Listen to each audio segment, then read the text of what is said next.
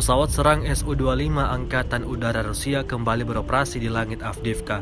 Rekamannya ramai beredar di media sosial Telegram pada Sabtu 5 November 2022. Pesawat tempur Su-25 itu diduga melakukan pemantauan terhadap posisi target yang akan diserang Angkatan Bersenjata Ukraina. Diketahui setelah menyelesaikan pemantauan, jet tempur itu langsung menembakkan peluru ke arah pasukan Ukraina dan bermanuver untuk menghindari pertahanan udara musuh. Rusia melaporkan secara total 330 pesawat Ukraina, 168 helikopter, 2.426 kendaraan udara tak berawak, 384 sistem rudal anti pesawat dieliminir sejak awal operasi khusus. Sementara itu dari kubu Kiev, Kementerian Pertahanan Ukraina melaporkan 840 tentara Rusia dieliminir dalam 24 jam terakhir.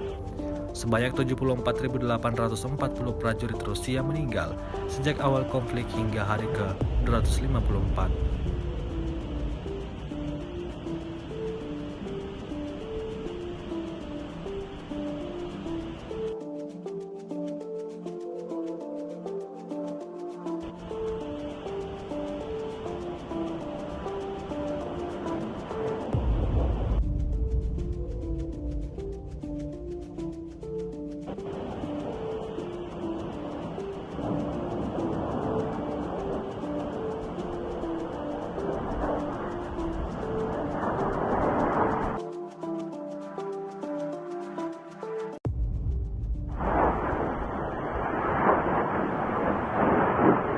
Terima kasih sudah nonton.